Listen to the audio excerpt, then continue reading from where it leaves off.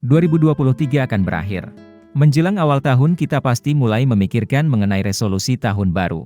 Dan biasanya resolusi itu gagal setelah 1 atau 2 minggu pertama di tahun baru. Kamu pasti pernah mendengar istilah, kemanapun kamu pergi, disitulah kamu berada. Banyak orang berpikir bahwa mereka bisa mengubah hidup mereka secara drastis hanya dengan pindah ke kota lain, mencari teman baru, atau berhenti dari pekerjaannya kemudian mencari pekerjaan lain yang bisa dikerjakan dimanapun. Dalam beberapa kejadian, hal ini bisa saja benar. Terkadang lingkungan atau orang-orang di sekitar kamulah yang menghambat dirimu dan merekalah alasan mengapa kamu tidak bahagia. Namun seringkali, ketika kamu berhasil melakukan perubahan yang besar di lingkungan yang baru, tiba-tiba kamu menghadapi masalah-masalah yang sama persis dengan sebelumnya karena kamu tidak pernah bisa lari dari dirimu sendiri. Kamu tidak bisa lari dari semua kekuranganmu, kebiasaan buruk, juga kecenderungan untuk melakukan hal-hal yang berdampak buruk pada dirimu. Kalaupun kamu tiba-tiba terbangun di tempat yang sama sekali asing, hal-hal ini tetap melekat pada dirimu, kecuali kamu mengubahnya. Ingat, kemanapun kamu pergi, disitulah kamu berada.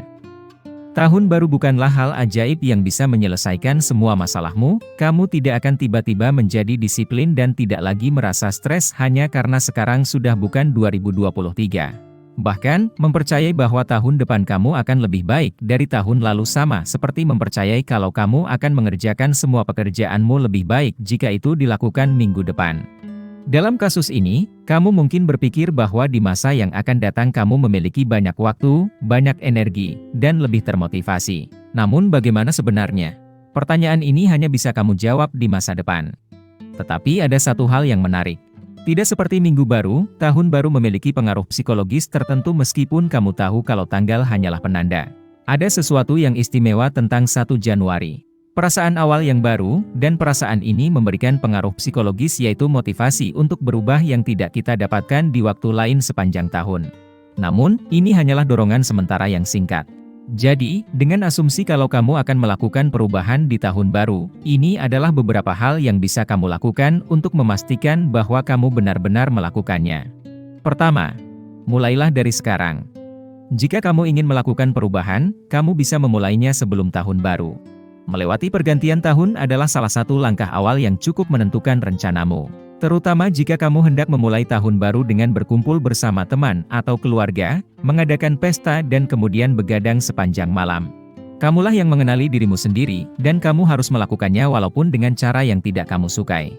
Mungkin kamu tidak bisa pergi ke gym, setidaknya kamu bisa melakukan olahraga sederhana di rumah. Jika kamu tidak bisa berlatih bermain gitar selama 2 jam sehari, kamu masih bisa melakukannya selama 15 menit. Coba pikirkan sejenak. Jika kamu tidak memiliki waktu 2 jam untuk berlatih dan kamu tidak memiliki waktu 2 jam untuk berlatih minggu lalu atau minggu sebelumnya, apa yang membuatmu berpikir kalau kamu akan memiliki waktu 2 jam untuk berlatih setelah tanggal 1 Januari? Kamu akan tetap menghadapi permasalahan yang sama kecuali kamu membuat perubahan yang sangat drastis. Kedua, buatlah skala yang lebih kecil. Alih-alih berpikir untuk pergi ke gym setiap hari selama 1 tahun penuh, mulailah dengan pergi ke gym setiap hari selama 1 minggu. Jika berhasil, lanjutkan minggu berikutnya. Jika tidak, cobalah untuk menguranginya. Intinya adalah mulailah dari yang kecil. Motivasi yang kamu rasakan di awal tahun adalah motivasi untuk memulai. Untuk mempertahankan apa yang sudah kamu mulai adalah perkara yang berbeda. Jadi buatlah tujuan-tujuan dengan skala yang kecil dan lihat apakah kamu bisa mempertahankannya atau tidak. Ketiga, kamu tidak akan berhasil kalau kesehatanmu hancur. Hal ini seringkali terjadi.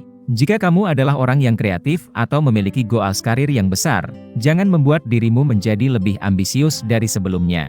Jika sekarang kamu masih kurang tidur, jarang olahraga, dan tidak menjaga pola makanmu, cobalah untuk lebih memperhatikan hal-hal ini terlebih dahulu. Karena biasanya, ketika kamu memiliki tujuan-tujuan besar dan hendak mewujudkannya, kesehatanmu adalah hal yang pertama kali kamu korbankan. Terasa aneh bukan? Kesehatan dan waktu adalah hal pertama yang kamu korbankan setiap kali kamu merasa menemukan tujuan baru, tetapi kamu tidak akan pernah mendapatkan kemajuan yang signifikan tanpa tubuh dan otak yang berfungsi dengan baik. Jadi cobalah untuk lebih memperhatikan kesehatanmu tahun ini. Keempat, catatlah kegagalanmu. Cobalah untuk lebih teliti terhadap kegagalan yang kamu alami. Jika kamu gagal, buatlah catatan tentang hal tersebut dengan spesifik. Kemudian kamu bisa menganalisanya untuk menghindari kegagalan serupa terjadi lagi di masa yang akan datang. Namun ingat, hal ini bukanlah satu-satunya yang dapat membuatmu mempertahankan perubahan yang ingin kamu capai, tetapi salah satu kuncinya adalah melakukan langkah-langkah kecil. Jika kamu bisa menerapkan 4 hal ini dari sekarang dengan skala yang kecil, seperti memprioritaskan kesehatanmu dan mencatat semua progres yang kamu lewati, bukan tidak mungkin jika kamu akan memiliki tahun baru yang lebih baik.